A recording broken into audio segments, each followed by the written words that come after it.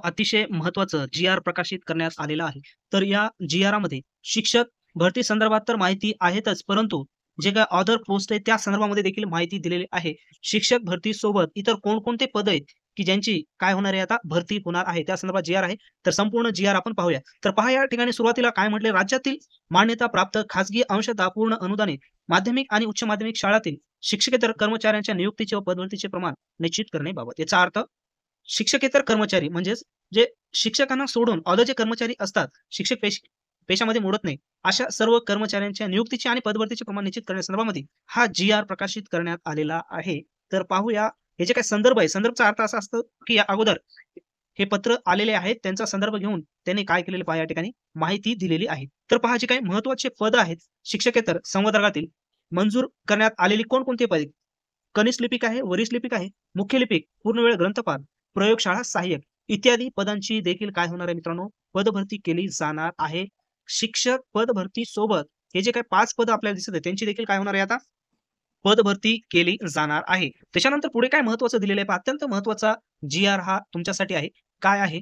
संदर्भ 3 नुसार मान्यताप्राप्त खाजगी अंशतः पूर्ण अनुदानित माध्यमिक आणि उच्च माध्यमिक शाळांमधील जे काही चतुर्थ श्रेणी कर्मचारी आहेत, यांची पद व्यक्तिगत करण्यात आली असून त्याऐवजी शिपाई भत्ता अनुदेय करण्यात आले आहे आणि अशा शाळांमध्ये जे काही चतुर्थ श्रेणी कर्मचारी आहेत, त्यांची पद व्यपगत झाली असली तरी शासन निर्णयाच्या दिनांकापूर्वी नियमित नियुक्तीच्या कार्यरत असलेले कर्मचारी त्यांच्या सेवानिवृत्तीवर कार्यरत राहणार आहेत. उपरोक्त पदापैकी वरिष्ठ लिपिक व मुख्य लिपिक या पदावर केवळ पदोन्नतीची नियुक्ती करण्याची तरतूद महाराष्ट्र खाजगी शाळांतील कर्मचारी नियमावली 1981 नुसार विहित करण्यात आलेली आहे. त्यामुळे काय होते पहा, त्या पदावर केवळ पदोन्नतीनेच नियुक्ती होणे क्रमप्राप्त आहे. तर जी काही वरची पदं त्यांनी सांगितले त्यानुसार काय केले जाते, फक्त जी काही पदोन्नती आहे, त्यांच्यानुसारच ते पद भरले जाणार आहे. यामध्ये पुढे काय सांगितलेलं आहे, कनिष्ठ लिपिक, प्रयोगशाळा सहाय्यक, ग्रंथपाल या पदावर नियुक्तीसाठी पदभरतीचे प्रमाण निश्चित नसल्याने सामान्य प्रशासन विभागाने आणि वित्त विभागाने विहित केलेली सर्वसाधारण तत्त्वे लक्षात घेऊन वरिष्ठ लिपिक पदावरील नियुक्तीकरिता पदोन्नतीने व अनुकंपा तत्त्वासह नामनिर्देशाने 50 जसे 50 असे प्रमाण निश्चित करण्यात आले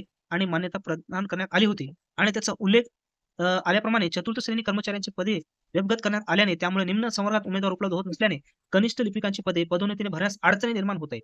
तर याचा अर्थ असा आहे की काय होते पहा त्या ठिकाणी जे काही मुख्य पदं दिली होती ती फक्त आता एखाद्या पदाला तुम्ही जॉइन केलं तर त्याचे इतर जागा काढणार नाही तर काय करणार पदोन्नती करणार आणि त्या पोस्टला त्या व्यक्तींची जॉइनिंग देणार. परंतु काय झाले आता जे काही उमेदवार काही संवर्ग आहे त्याच्यामुळे उपलब्ध होत नसल्याने लिपिकांची काही पदे आहेत ते पदोन्नतीनुसार भरण्यामध्ये अडचण निर्माण होत असल्यामुळे काय केले 100% सरळ सेवेने भरण्यात मान्यता देण्याचे त्या ठिकाणी ठरवलेले आहे. 100% सरळ सेवेने भरण्यास मान्यता देण्याचे ठरवलेले आहे. आता सरळ सेवेद्वारे त्यांची भरती केली जाणार, एक्झाम होणार, सर्व गोष्टी त्या ठिकाणी होणार. त्या पद्धतीने नियमावली तयार करण्यात येत आहे. पुढे काय म्हटलेलं पहा, शिक्षकेतर पदे रिक्त राहिल्यास त्याबाबतची कामे शिक्षकांना करावी लागतात. अत्यंत गंभीर आणि महत्त्वाचा मुद्दा आहे. याच्यामुळे काय होते, जे काही शिक्षक आहे, शिक्षकांचं लक्ष विद्यार्थ्यांना शिकवण्यासाठी असायचं सोडून शिक्षकांचं लक्ष ते ऑनलाईन कामं वगैरे करण्यामध्ये जास्त होते आणि त्यांची जी पोस्ट आहे शिक्षक, ते त्यांच्या पदाला ते न्याय देऊ शकत नाही. अशा बऱ्याच शिक्षकांची खंत आहे.